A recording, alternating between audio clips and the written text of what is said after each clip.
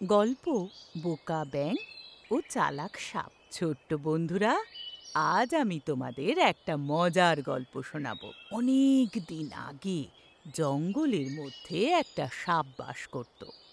সে খুব বুড়ো হয়ে গিয়েছিল, তাই নিজে শিকার করে খাবার মতো ক্ষমতা তার ছিল না। আর তাই সে কিভাবে নিজের বুদ্ধি খাটিয়ে তার খাবার সংগ্রহ করত, সেই গল্পই আজ আমি তোমাদের শোনাবো। আহা! এই বৃদ্ধ বয়স সত্যি খারাপ। চোখের সামনে খাবার লাফাচ্ছে, তবুও আমি ওদের খেতে পারছি না। কিন্তু আজ যেটা আমি পরিকল্পনা করেছি সেটা সফল হলেই আমার খাবারের বন্দোবস্ত হয়ে যাবে। মামা, ও মামা, কি হয়েছে? তোমায় দেখে খুব অসুস্থ মনে হচ্ছে। তোমাদের কাছে আর কি লুকোবো? আসলে আমি হয়তো আর ৩-৪ দিন বেঁচে থাকবো, তাই খাবারের জন্য হিংসার মতো পাপ করার কি দরকার? আপনাকে কে বলল যে আপনি ২-৪ দিনই আর বাঁচবেন? কাল আমি খাওয়ার জন্য একটা ব্যাঙের পেছনে যখন ধাওয়া করলাম, তখনও পূজা অর্চনায় মগ্ন ব্রাহ্মণদের মধ্যে ঢুকে গেল। আচ্ছা, তারপরে কি হলো মামা? আরে তারপরে আর কি, ওর পিছু নিতে নিতে ভুল করে একটা ব্রাহ্মণের ছেলের পায়ে কামড়ে ফেলি, আর ব্রাহ্মণ ক্রোধের বশে আমায় অভিশাপ দিয়ে দেন কি? যে ব্যাঙের জন্যে তুমি আমার পুত্রের পায়ে কামড়ালে, সেই ব্যাঙেদেরই বাহন হবে তুমি। আরে বাহ, এখন তাহলে আমরা তোমার উপরে চড়তে পারি? হ্যাঁ, নিশ্চয়। আমি তো বরং তোমাদের বাহন হওয়ার জন্য এখানে বসে আছি। মা, এই শোনো শোনো, আজ থেকে আমরা সাপ মামার উপরে চড়তে পারবো। চলো চলো, তাড়াতাড়ি চলো, চলো মামা চলো, টিক টিক টিক টিক, চলো মামা চলো। আমি আর চলতে পারছি না।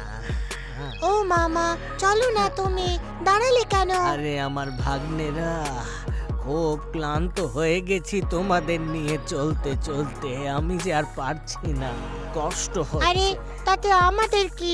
তুমি তো বাহন হয়েছো, তোমাকে তো চলতেই হবে। আরে আমি কখন বারণ করলাম? কিন্তু যতক্ষণ না আমার পেটে কিছু পড়ছে, ততক্ষণ আমি আর এগোতে পারবো না।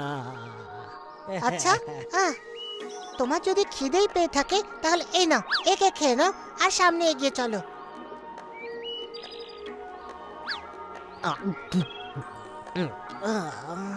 আর এইটুকু খেয়ে কি করে খিদে মিটবে? এই ঠিক আছে, তুমি এদের সবাইকে খাও আর এগিয়ে চলো। হ্যাঁ,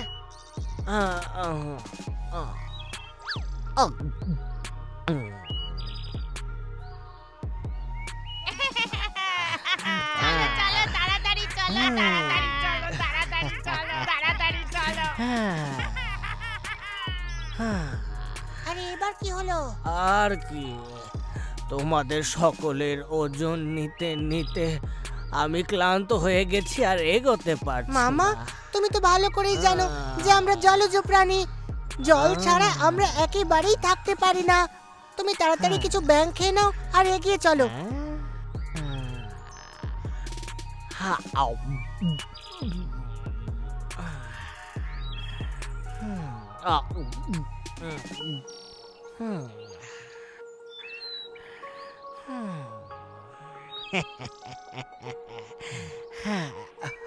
আমি কত বুদ্ধিমান, কত বুদ্ধিমত্তার সাথে কত সহজে আমার খাবার জুটিয়ে ফেললাম।